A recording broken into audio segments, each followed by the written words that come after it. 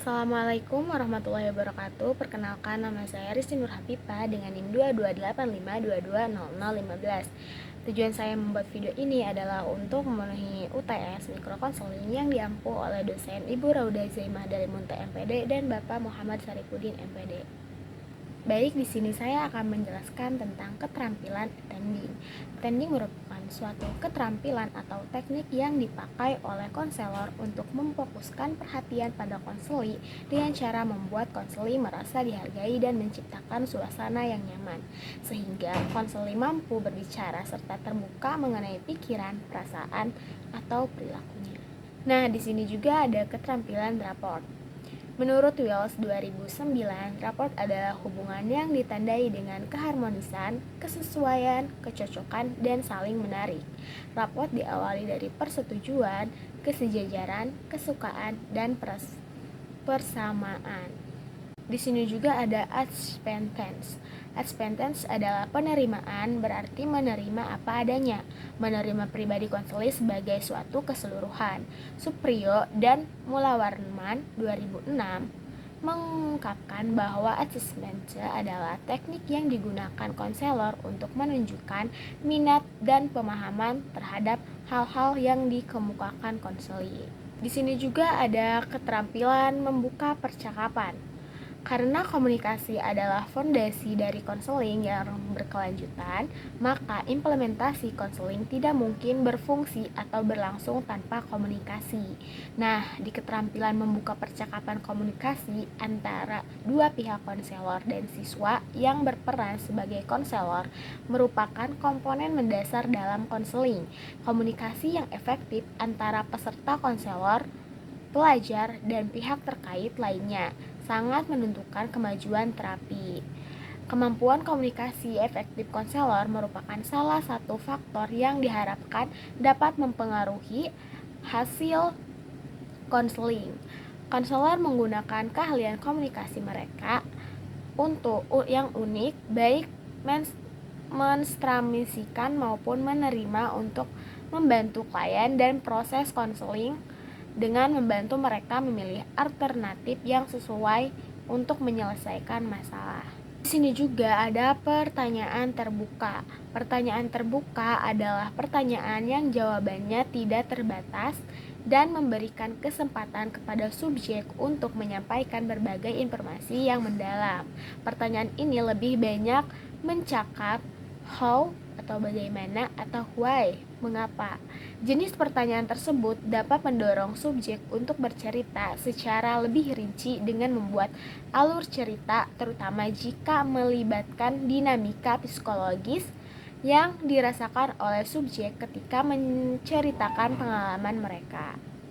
Nah, ada pada fase sering terjadi klien mengalami kesulitan dalam mengarahkan percakapan dan menyoroti inti dari permasalahannya. Hal ini bisa disebabkan oleh tingginya tingkat emosionalitas atau kurangnya pemahaman tentang cara mengatasi masalah secara mandiri. Untuk mengatasi situasi ini, konselor perlu berupaya agar inti pembicaraan klien dapat dipahami dan disampaikan dengan cara sederhana dan mudah dimengerti.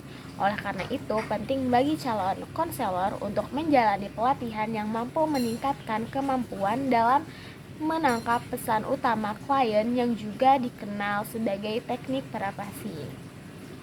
Di sini juga ada konfrontasi. Menurut Lehman 2017, konfrontasi adalah teknik yang menantang klien untuk melihat adanya inkonsistensi antara perkataan dan tindakan atau perbuatan atau bahasa tubuh ide awal dengan ide selanjutnya, senyuman dengan rasa sakit dan lain-lain. Berdasarkan pendapat para ahli, dapat disimpulkan bahwa teknik konfrontasi merupakan keterampilan konselor dalam membantu klien untuk menyadarkan adanya kesenjangan pada pengguna kata-kata dan tindakan klien atau bahasa tubuh, pikiran, dan perasaan klien sehingga klien dapat mengubah perilakunya menjadi terarah dan menjalin gaya hidup yang sehat. Nah, di sini juga yang terakhir ada dorongan minimal. Dorongan minimal adalah salah satu metode yang digunakan seorang konselor untuk memberikan dorongan langsung dan singkat terhadap apa yang telah diungkapkan oleh konselor. Misalnya dengan menggunakan ungkapan "oh", "ya", "lalu", "terus", dan seperti itu. Menurut Sofyan S. Phillips, dorongan minimal adalah bentuk respon singkat dan langsung terhadap apa yang dikemukakan oleh klien. Teknik ini bertujuan agar klien menceritakan permasalahan yang sedang dihadapinya, membantu arah pembicara menuju tujuan yang diinginkan. Nah, dari semua materi yang saya jelaskan, saya juga akan mempraktekkan secara langsung bagaimana konselor dan konseli untuk memulai percakapan tersebut. Tonton videonya sampai selesai. Terima kasih. Halo, selamat pagi. Gimana kabar kamu hari ini? Selamat pagi. Sebenarnya aku tuh agak khawatir tentang presentasi aku. Coba dong, boleh kamu ceritakan tentang masalah kamu, boleh nggak? Jadi aku tuh ngerasa tegang gitu, soalnya belum pernah ngelakuin presentasi di depan banyak orang sebelumnya. Memang bisa membuat kamu tegang. Bagaimana kamu biasanya menyiapkan diri untuk situasi seperti ini? Biasanya aku coba latihan gitu dan ngebuat catatan penting gitu di materi presentasi. Nah, itu langkah yang bagus untuk mempersiapkan diri. Selain itu, gimana jika kita juga fokus pada keterampilan attending seperti memberikan perhatian penuh kepada audiensimu saat berbicara? Itu terdengar bagus. Aku bakal coba untuk lebih berfokus pada mendengarkan respon mereka dan menyusun presentasiku. Nah, bagus. Ingatlah bahwa attending dapat membantu menciptakan koneksi yang kuat dengan audiensimu. Ayo kita terus berlatih bersama untuk memperkuat keterampilan ini sebelum presentasimu. Baik, terima kasih yuk. Sama-sama. Hai, gimana kabar kamu? Halo, agak rumit sih sejujurnya. Coba, boleh nggak kamu ceritain masalah kamu sekarang? Jadi aku sama pasangan aku tuh kayaknya kehilangan cara buat berkomunikasi yang baik. Rasanya hubungan kita tuh jadi agak jauh gitu. Itu pasti menantang. Gimana jika kita coba bangun kembali koneksi dengan fokus pada keterampilan repot, kayak menunjukkan minat yang tulis dan dengerin satu sama lain dengan penuh perhatian. Itu kedorongannya bagus. Mungkin itu yang kita butuhkan. Aku bakal coba terbuka lebih banyak dan dengerin dia dengan lebih baik. Nah, bagus. Report bisa bantu kita mempererat hubungan. Nah, ayo kita coba terus menerapkan keterampilan ini dan lihat perubahan yang akan terjadi. Hai, apa kabar hari ini? Hai, agak sedih sih sebenarnya. Kenapa? Boleh nggak kamu ceritain? Aku tuh ngerasa terjebak dalam situasi yang sulit gitu dan ngerasa nggak bisa mengubah. Terdengar seperti situasi yang menantang. Apa yang akan terjadi jika kita mencoba menerima perasaan sedih itu bersama-sama tanpa mencoba mengubahnya? Mungkin itu akan membantu saya merasa lebih tenang dan lebih siap untuk menghadapi situasi ini. Yap, kadang-kadang menerima perasaan kita sendiri adalah langkah pertama menuju pemulihan. Mari kita jelajahi lebih lanjut tentang bagaimana kita bisa merangkul perasaan sedih ini. Hai, bagaimana kabar kamu hari ini? Hai, aku agak khawatir tentang pekerjaan dan hubungan pribadi aku. Nah, aku paham apa yang dirasakan kamu saat ini. Terdengar seperti ada yang banyak yang dipikirkan. Coba kamu ceritain lebih lanjut jika kamu nyaman. Jadi aku tuh ngerasa tertekan karena tekanan kerja yang terus bertambah dan kadang juga sulit bagi aku buat nemuin keseimbangan antara pekerjaan dan kehidupan pribadi. Itu pasti bisa jadi beban yang berat ya. Gimana dengan hubungan pribadimu? Apakah ada hal kasus yang membuat kamu cemas? Ya, hubungan dengan pasanganku juga agak rumit. Terkadang kami kesulitan untuk saling memahami dan berkomunikasi dengan baik. Ya, aku ngerti tentang perasaan kamu. rasanya seperti kamu mengalami banyak tekanan dari berbagai aspek kehidupan kamu. Gimana jika kita mulai dengan merinci beberapa tantangan yang kamu alami dan mencari cara untuk mengatasinya satu persatu. Apa kamu setuju? Hai, apa kabar hari ini? Hai, hari ini agak pusing sih. Oke, paham. Coba ceritain gimana masalah kamu hari ini. Jadi belakangan ini kerjaan aku tuh numpuk banget, dan di sisi lain ada beberapa masalah pribadi yang bikin pikiran jadi kacau. Terdengar berat. Apakah kamu merasa tertekan dari kerjaan dan masalah pribadi kamu saat ini?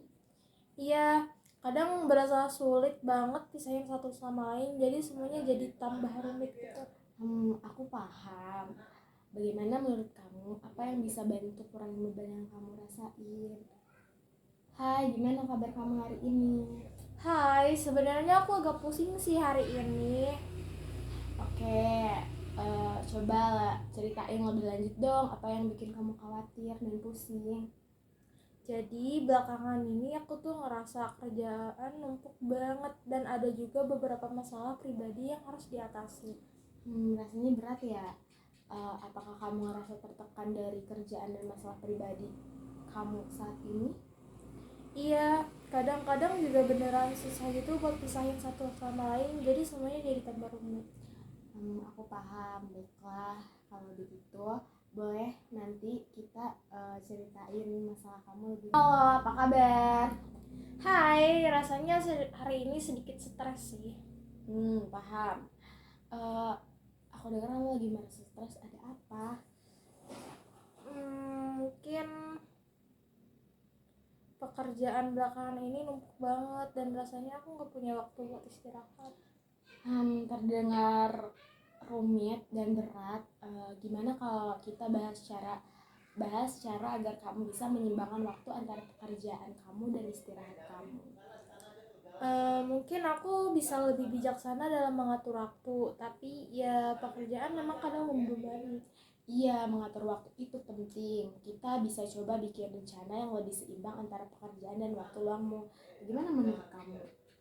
Terdengar bagus. Aku bakal coba terapkan rencana itu. Nah, bagus. Aku yakin kamu bisa menemukan keseimbangan yang lebih baik dengan sedikit penyesuaian. Ayo kita kerjasama untuk mencapai itu. Halo, gimana kabar kamu hari ini? Hai, hari ini agaknya rendah gitu loh, agak rendah diri gitu aku. Paham. Boleh ceritain lebih lanjut apa yang bikin kamu merasa begitu? Jadi aku tuh tadi gagal dalam ujian besar gitu, dan rasanya jadi down banget. Ngerti. Gagal memang bisa bikin ngerasa kayak gitu, tapi tahu enggak, kegagalan juga bisa jadi peluang buat belajar dan tumbuh. Iya ya. Aku bakal coba lihat Aku bakal coba lihat sisi positifnya. Mungkin ini kesempatan buat aku belajar lebih baik lagi. Bagus, aku yakin kamu bisa melalui ini dan berkembang lebih baik dari sebelum. Mungkin itu saja praktek sesi konseling yang dapat saya praktekkan. Kurang lebihnya mohon maaf. Assalamualaikum warahmatullahi wabarakatuh. Bye-bye.